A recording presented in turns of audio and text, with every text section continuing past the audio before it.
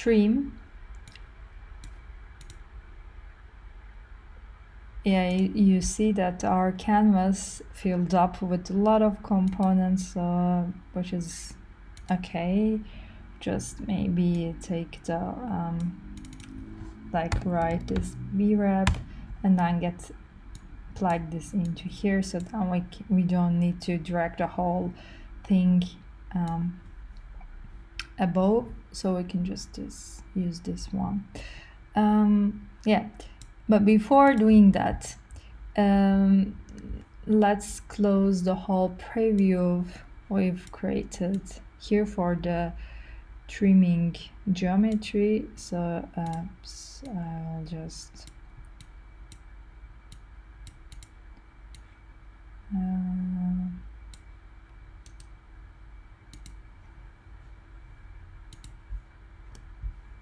maybe even close this one, and then yeah, let's open the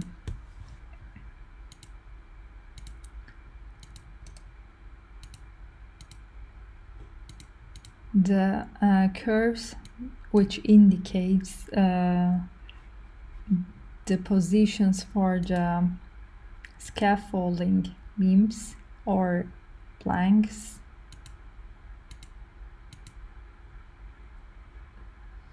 I will open this one as well. Yeah, I'll just write curve list and I just then give names. These are the horizontal ones. I will name them as horizontal.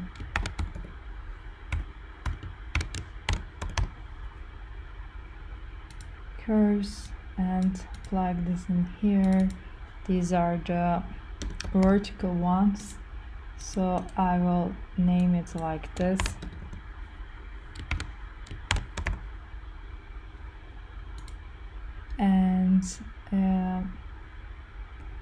And these are the diagonal ones, right? Yes, and I will name it like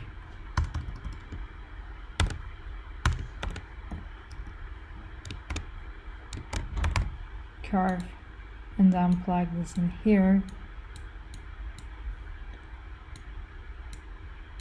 and just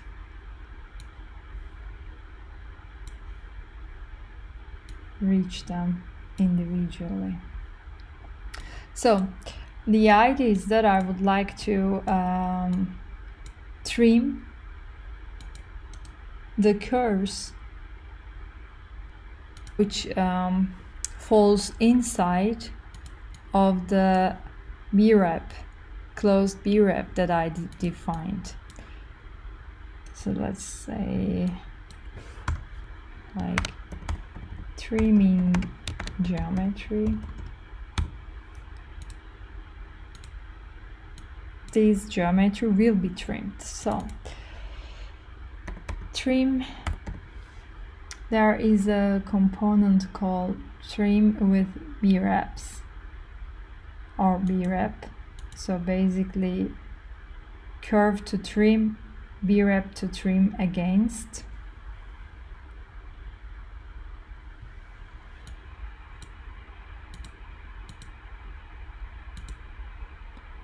You can also find the same component at intersect in the subgroup called region, trim with B-wrap. Yeah, this one. So let's plug the curves first as our geometry that we want to trim, and then plug lastly the closed B-wrap to trim. So and then it will give the curves inside and the curves outside. We want the outside ones, but for the sake of checking it out, I will show both. Inside and outside. We will be using the outside ones, so we don't want inside. We can close the preview and even here close the preview, and this will be closed as well.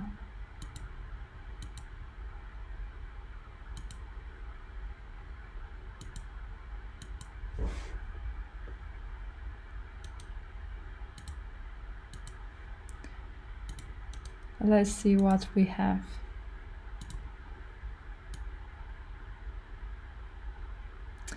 So basically we have a sort of a scaffolding structure that has now a void inside.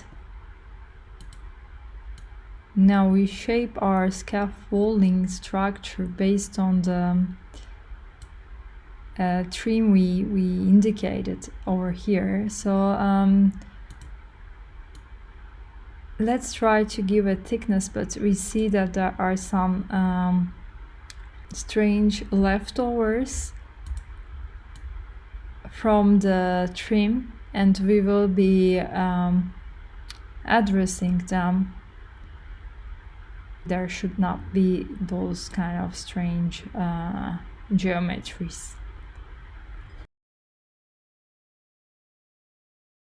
In order to address this leftover elements after the trim, we need to define new curves, because we've been subtracting elements from here. We need to insert new elements in order to address this leftover parts. So for that, first of all, let me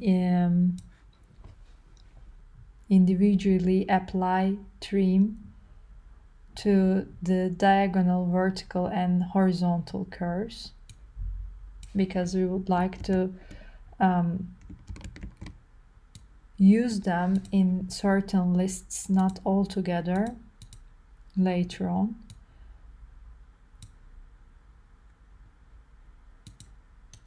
So let's just delete them and then trim with BREP. This is going to be the same.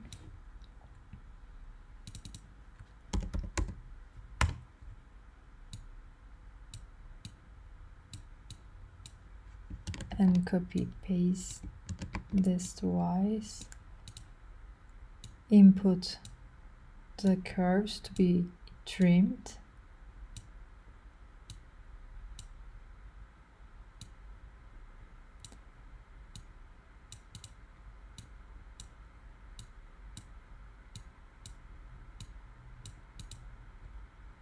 And name them as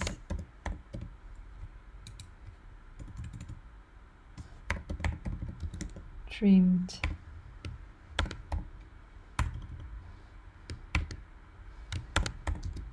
diagonal curves.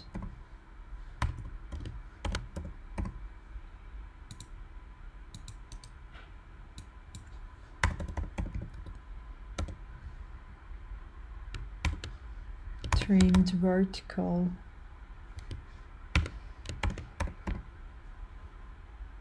curves, and lastly the horizontal ones.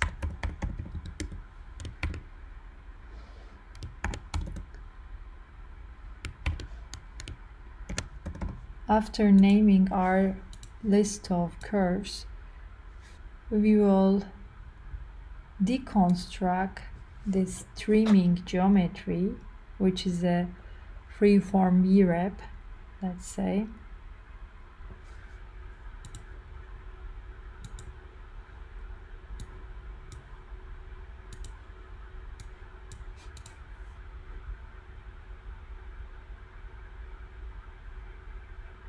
Just closing the preview. Okay.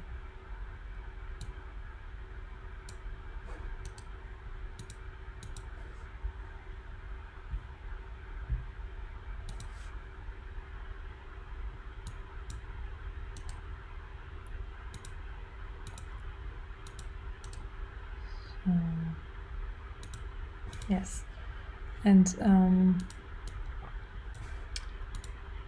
we need to deconstruct this B-rep. Deconstruct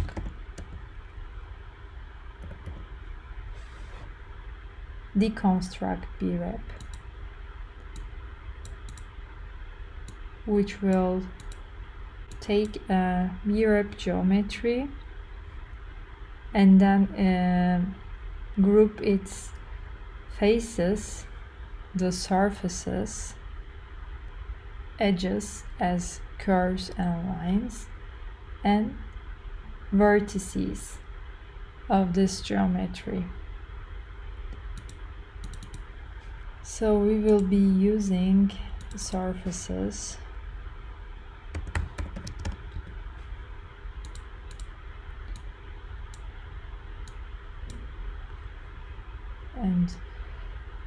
and here we have a list of surface elements.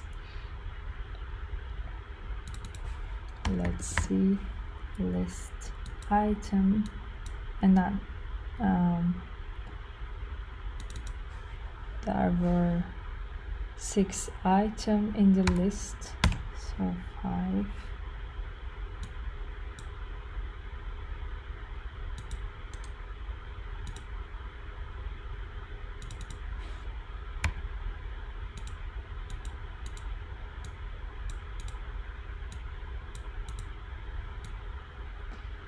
Just closing the preview.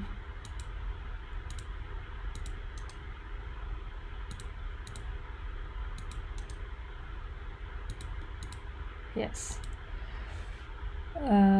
So first of all, I would like to address the leftover curves on the left and right.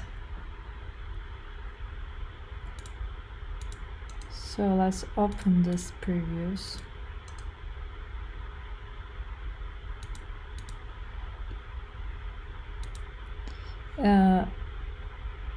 For that, I need to find the surface close to the right hand side wall over here. So let's, yeah, now we find, and we need to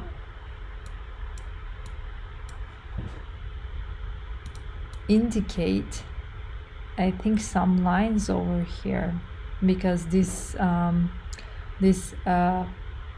planks or beams, let's say wooden beams, cannot hover over or cannot stand alone like this, so they need to have some sort of vertical beams carrying them. Therefore, we need to find intersections between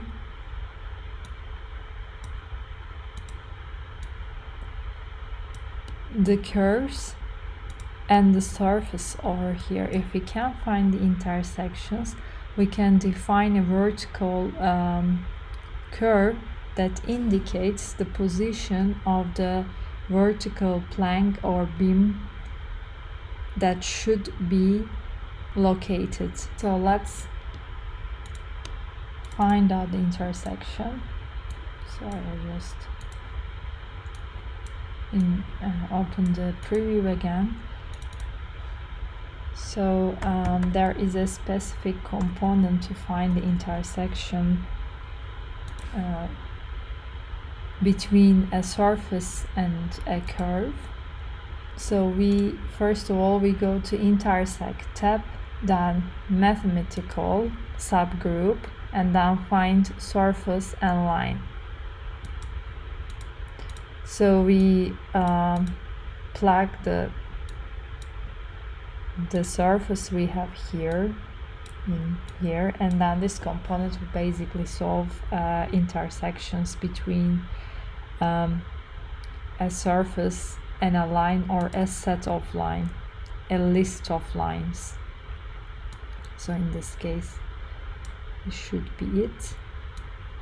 I will carry this over here.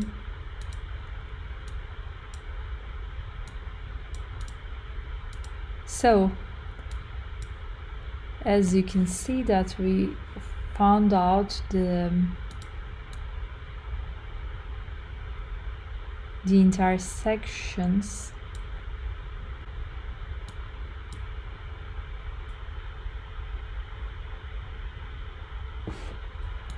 So these intersections correct, but we should also do the same for these ones. So and we need to indicate vertical lines based on these intersection points. So if we go to and write polyline, calculate curves based on these points, this component will give us a warning saying that insufficient points for polyline. This is because of the data structure over here. So first of all, it should be a tree, and it is a tree, not a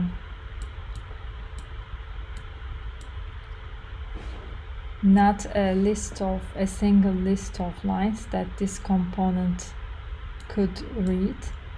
So first of all, we need to flatten the data tree,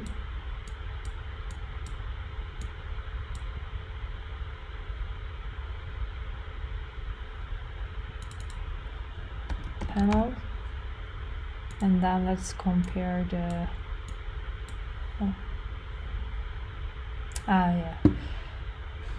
just because we are not in the curves, we should be in the points. So let's, but it does not really matter because it will give us the same warning because the similar reasons that I just explained.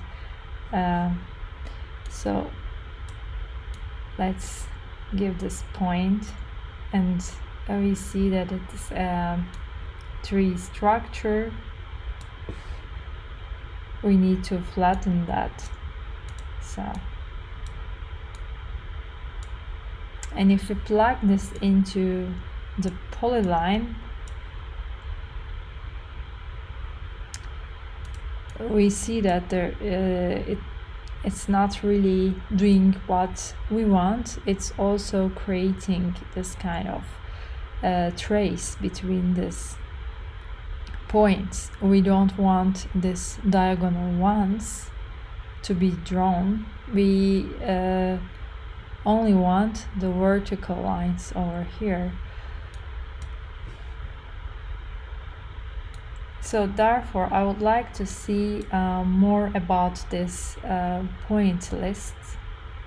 For that, there is a component in Rhino called point list that give more information, even visual information about a list of points. So let's plug this in here, and I will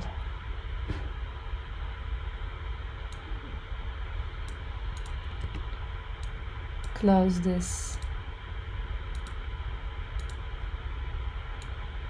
close all the preview, so I can only visualize the selected component by this setting. So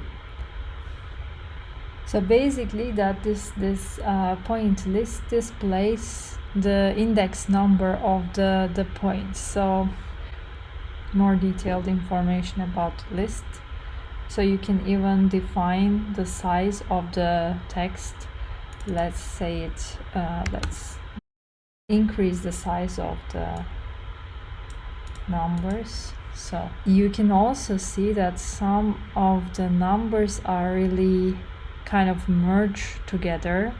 For instance, 0, 1, 2, 3. That shows there is an inconsistency, or there is repeating elements, identical items in the list. we need to clean the identical elements. So delete consecutive.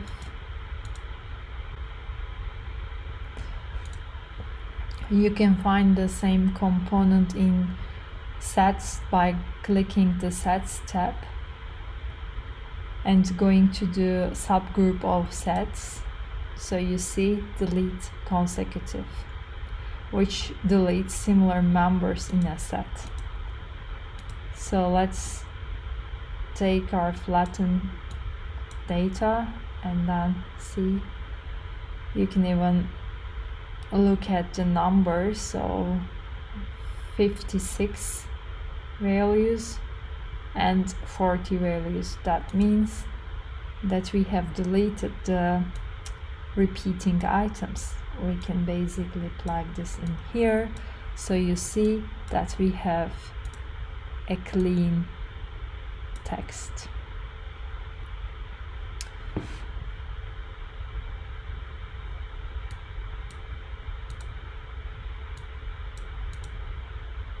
So let's try to use this element, use the new set of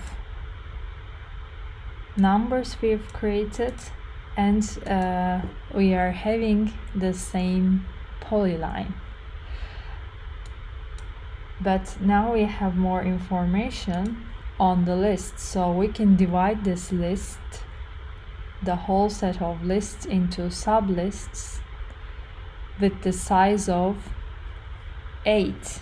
So we have 8 items in each column. Let's say we see them as columns here.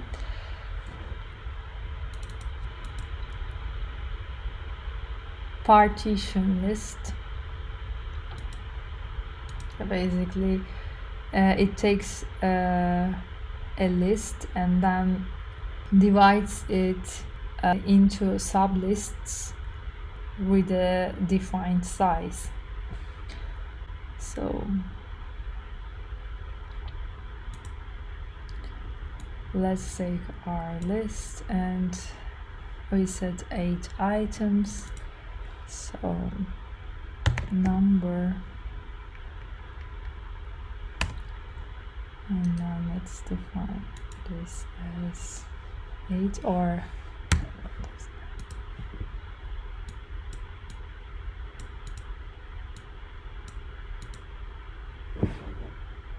and then once we click this in here, we see now the vertical lines are created,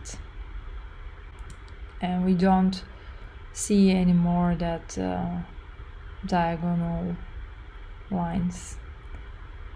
Okay, we will apply the same logic to each intersection.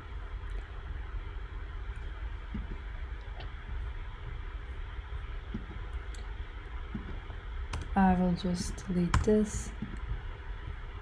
It's a lot of explanation about the lists, trees, but this is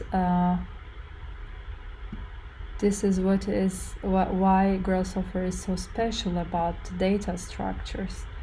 This exercise basically is good to have an understanding of how Grasshopper operates based on data structures. So what does a flattening a data mean? What is a tree data structure? So this is a good practice to learn. And so we indicated new lines in here. We need that, otherwise our structure will not stand. So we will apply a similar logic to each of the lines. And obviously the surface list will be the same, but not the item we are looking at. So plug in here and So you see, oh, we need to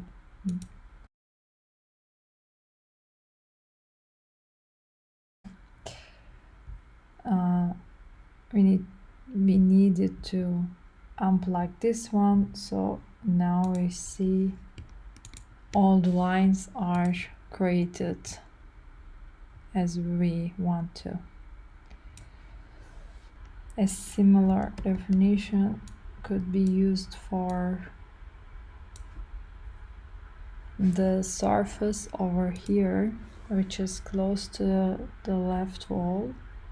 So let's find out that surface. Yeah, this one and one, the second item in the list. Yes, basically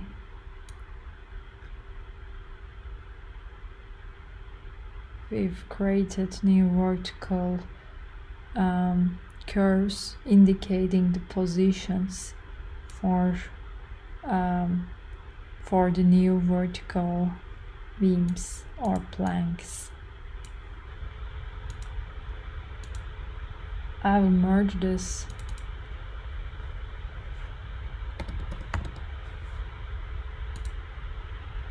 lists.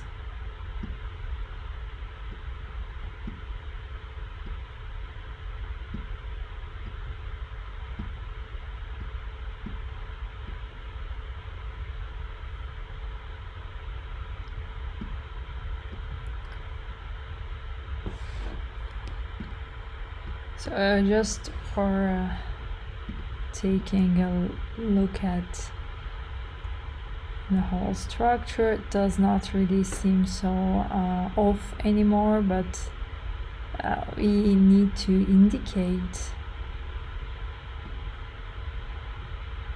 how these elements connected.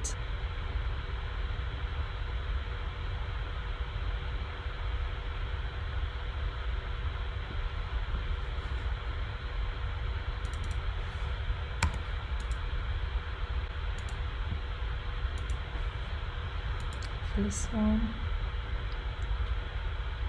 and then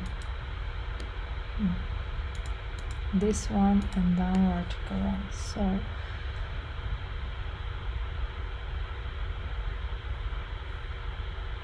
let's plug this in here, line.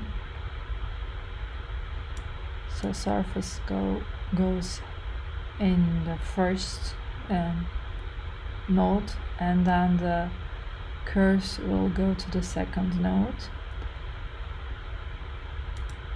Polyline, yeah, we see again that this happens. But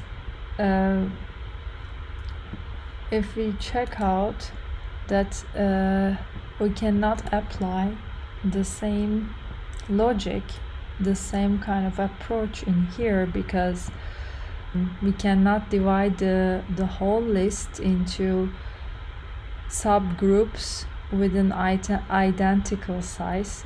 So here this first three are indeed for items, but the first row has one item, and then the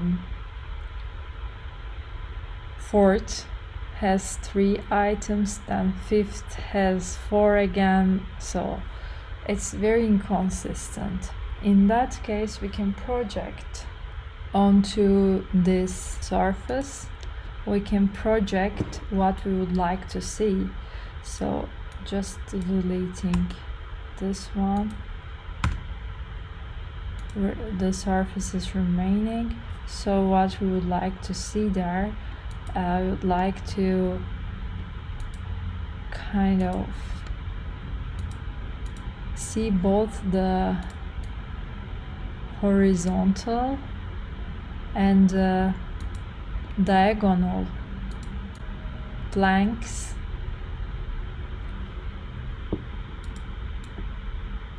connected to the vertical elements here. So we will project curves onto a surface. So let's plug this in here.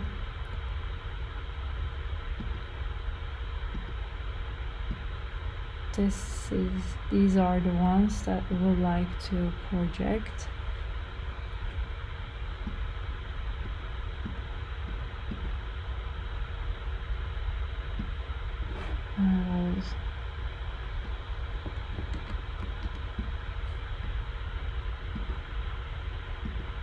And plug this as well in here. So we've created more curves.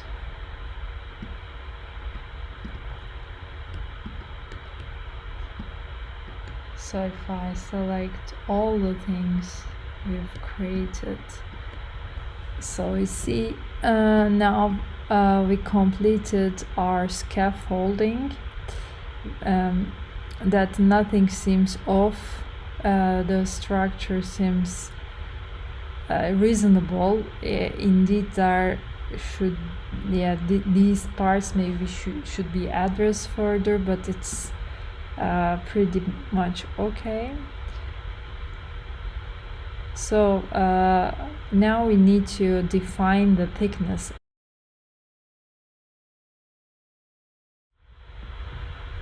Let's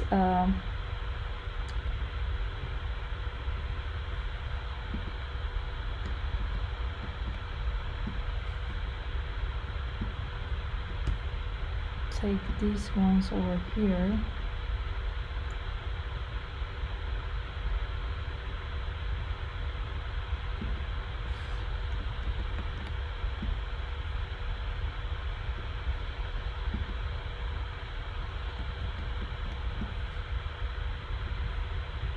So we can see all the positions at once.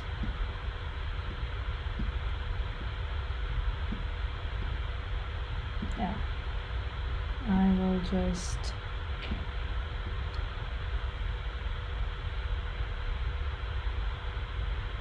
group them.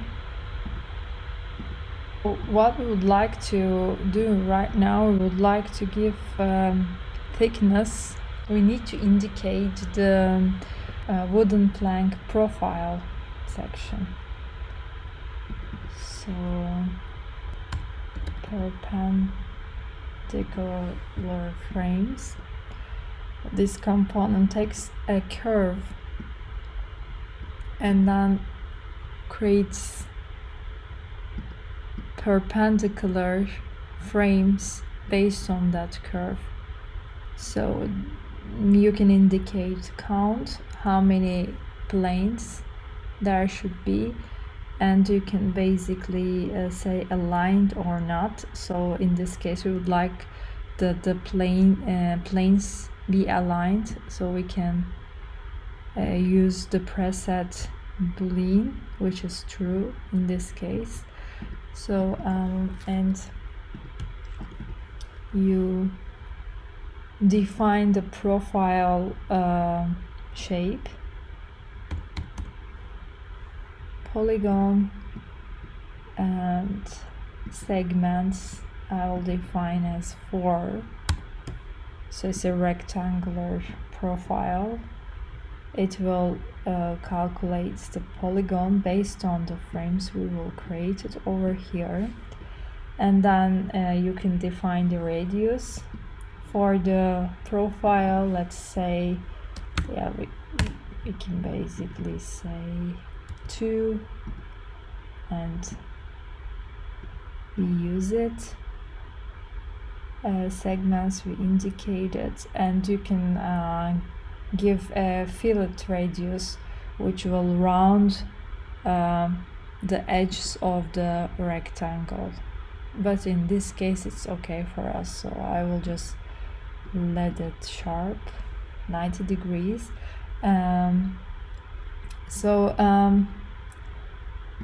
If you say loft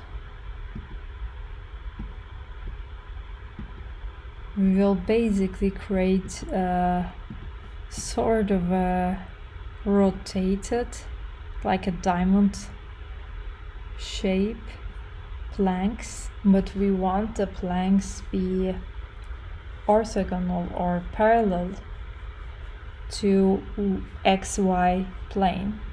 So we then basically rotate the frames here, which is frames the planes actually. So rotate plane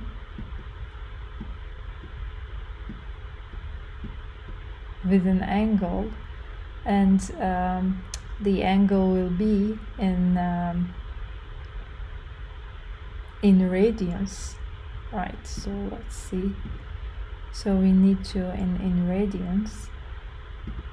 So first of all, we will construct a number slider between minus 90 and 90. So I set the degrees.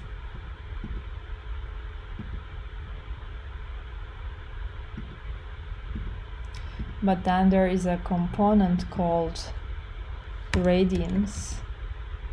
So basically you can convert degrees to radians with this component. So I plug this in and change it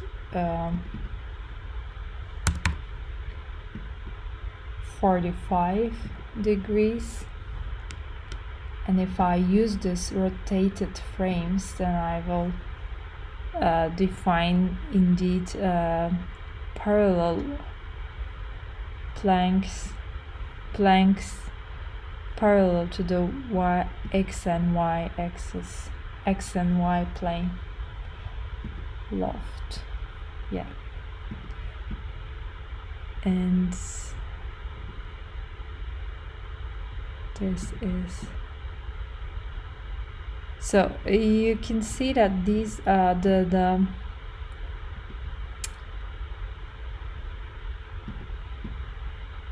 the loft is created, but then these edges or caps of the planks are not closed, should be closed, because wood is a solid material. So for that we basically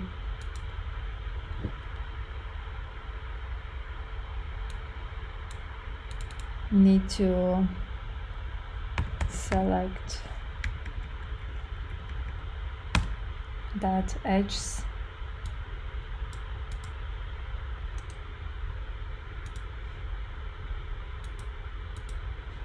the first and the last elements in the tree. So we select these rectangles, which are basically the end at the end and the start points of each plank. So we need to create a surface there. So it's boundary surface. So yeah, we basically created the caps for the profiles for the planks, so they are not empty anymore. Now I can basically merge them.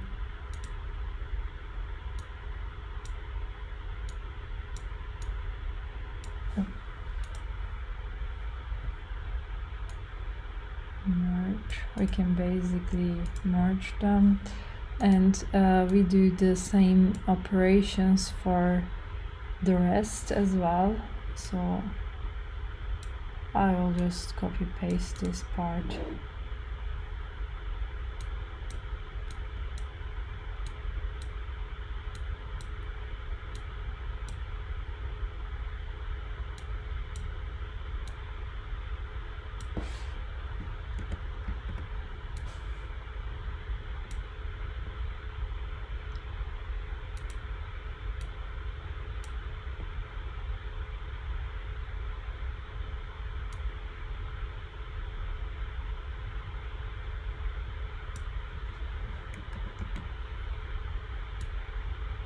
Okay, something is off.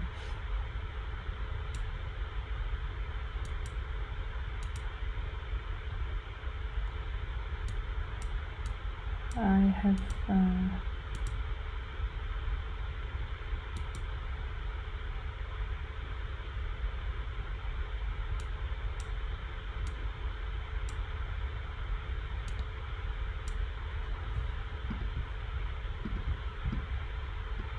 okay.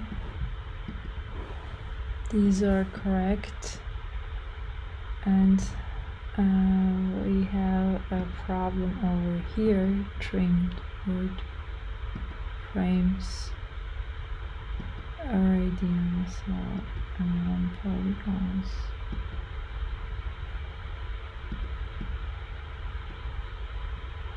What?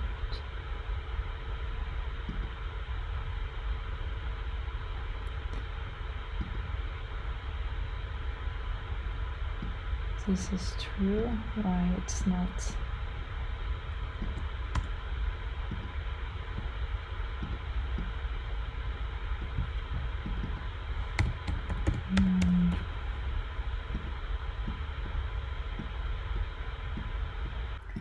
Yes, even though this calculates the boundary surface, it complains that it's insufficient. All curves failed returned nothing, but it's actually returned something, but I will just flatten this data and then it won't complain again. This, yes, indeed, need to merge it with the profile. So similarly here, so we see that our scaffolding is actually created, and we need more, obviously.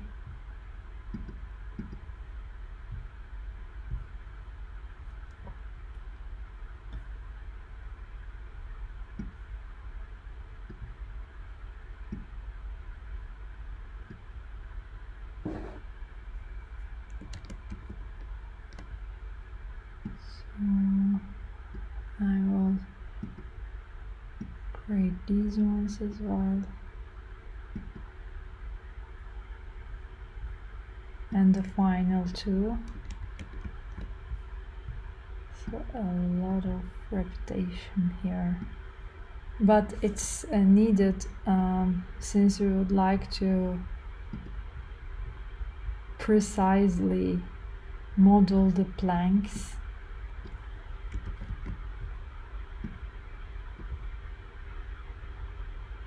Some complaints from the boundary component again. Just flatten, let's flatten this data, flatten that one, and then yeah, this is the final. Let's check the final result.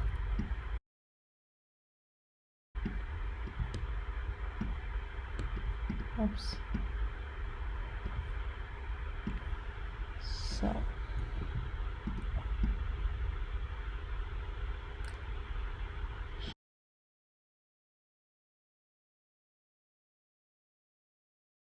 see here that this plank, vertical plank, is standing here a bit oddly because of the intersection we operated before. So let's clean that part. Just finding that list. So here in this, I'll go a little bit closer. So yes, we see this this item is located in here in the this component. So let's clean that one.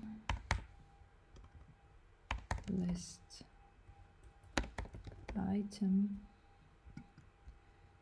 and check it out. Which item is it?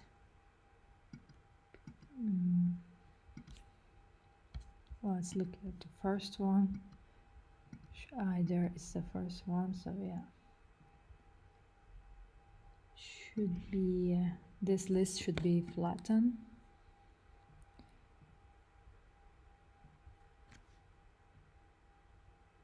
And then it's the first item.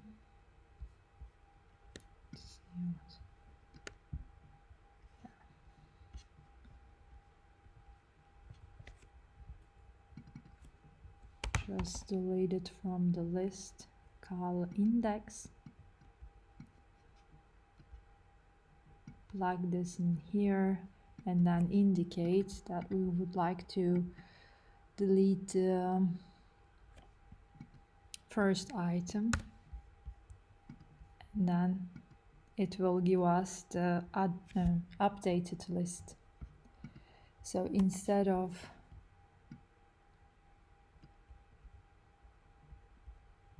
this one, I will plug the updated list in here, and then now we don't have a blank that stands alone.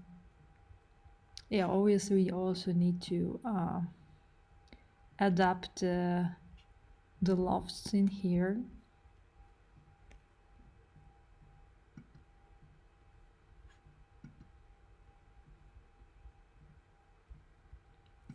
So first of all, we need to graft this one, this list, and now plug this in here. Just check it out. Yeah, now we adjust it. Basically defined our scaffolding structure, which has an amorph void in it, and yeah.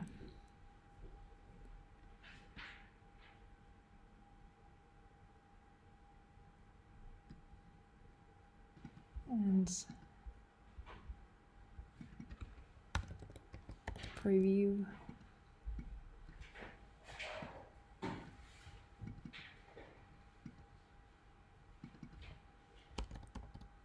Color swatch. By using color swatch, you can indicate a preview color. So let's say something like brownish.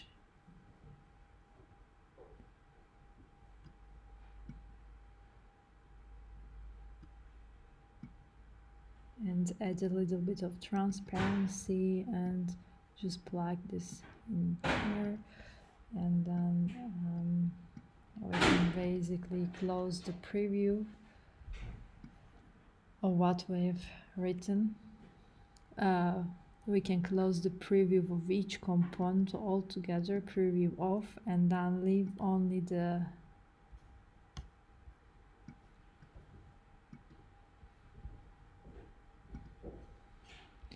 scaffolding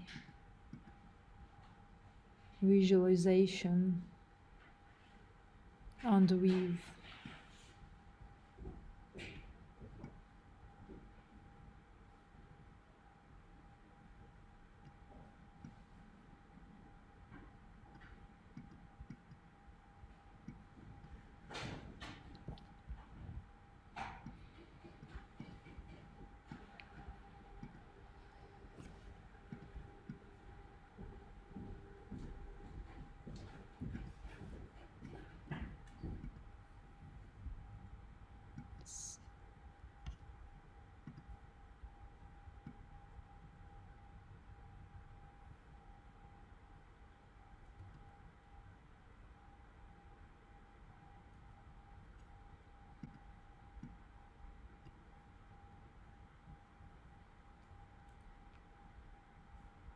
I can close again, so see the whole oral structure.